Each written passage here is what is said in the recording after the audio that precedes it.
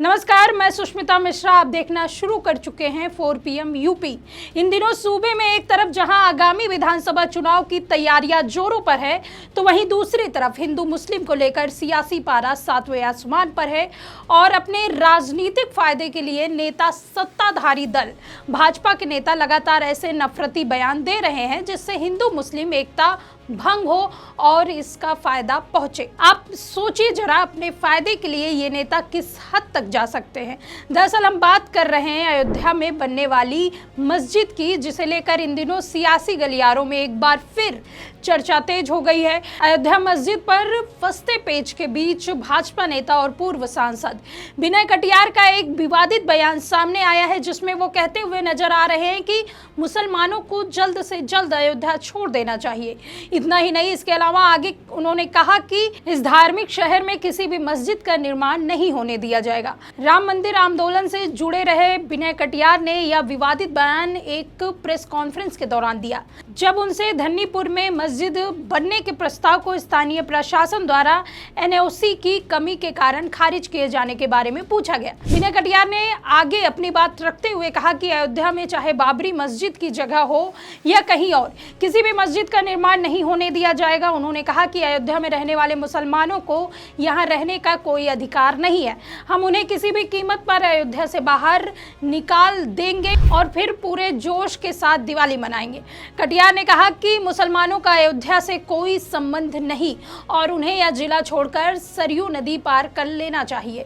वहीं भाजपा नेता के इस बयान के सामने आने के बाद सियासी गलियारों में हलचल तेज हो गई। मुस्लिम धर्मगुरुओं से लेकर विपक्ष के नेता तक भाजपा पर सवाल खड़े कर रहे हैं। इसी कड़ी में कटियार के बयान पर सपा सांसद अवधेश प्रसाद ने कड़ा जवाब दिया।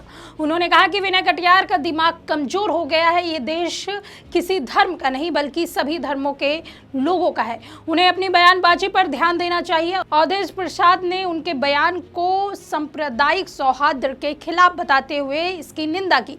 ऐसे में विनय कटियार का यह बयान अयोध्या में पहले से ही संवेदनशील माहौल को और तनावपूर्ण बना सकता है।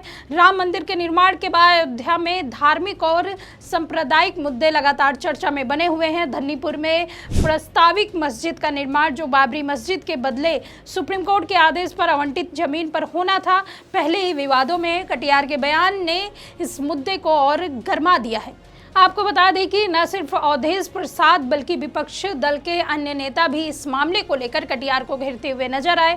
वहीं कटियार के इस बयान से मचे बवाल के बीच मुरादाबाद से समाजवादी पार्टी के पूर्व सांसद डॉक्टर ST हसन ने तीखी प्रतिक्रिया दी है। हसन ने कटियार को देशद्रोही करार देते हुए ऐसी भड़काऊ बयानों से देश में सिविल वार की साजिश रची जा रही है।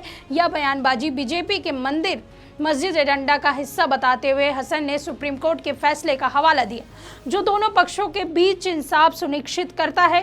दरअसल ST हसन ने कटियार के बयान को भड़काऊ बताते हुए कहा कि ये वही साहब हैं जिन्होंने हिंदुस्तान में हिंदू मुस्लिम दंगे भड़काने की कोशिश की। राम मंदिर आंदोलन में ऐसे बयान दिए जिनसे हिंदू भाइयों को भी तकलीफ हुई। बीजेपी में हंसिए पर हैं, इसलिए भड़काऊ बयानों से नवाजिश की उम्मीदें कर रहे हैं।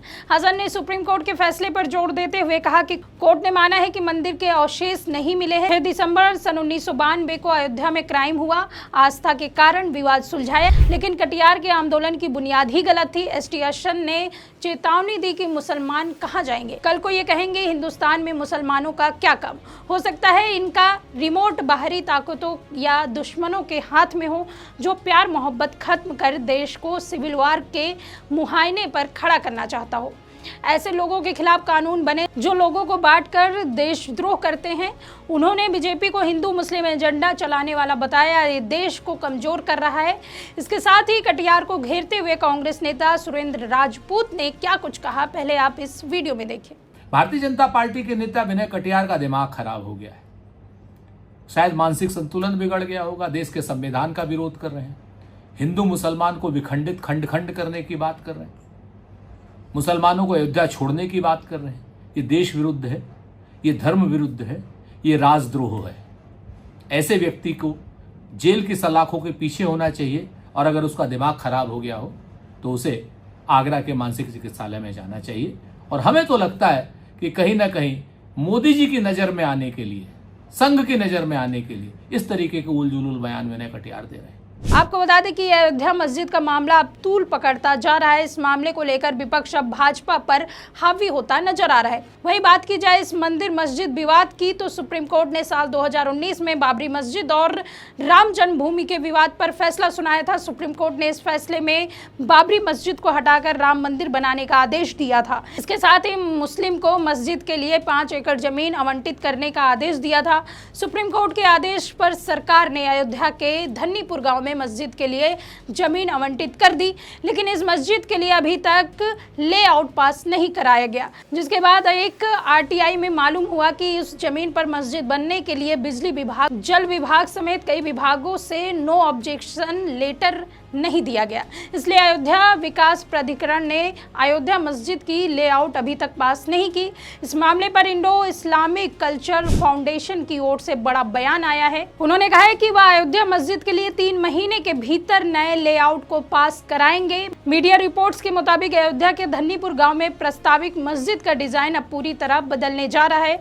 अयोध्या मस्जिद के ट्रस्ट ने फैसला लिया कि नया नक्शा विदेशी वास्तुकला के बजाय स्थानीय अवधि स्थापत्य शैली से प्रेरित होगा।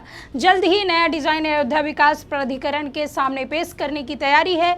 गौरतलब है कि बीजेपी नेता विनय कटियार की यह विवादित टिप्पणी ऐसे समय में आई जब अयोध्या जिले के धन्नीपुर में सुप्रीम कोर्ट के आदेश के अनुसार मस्जिद निर्माण का कार्य अब तक शुरू नहीं होने को लेकर सवाल उठने लगे हैं।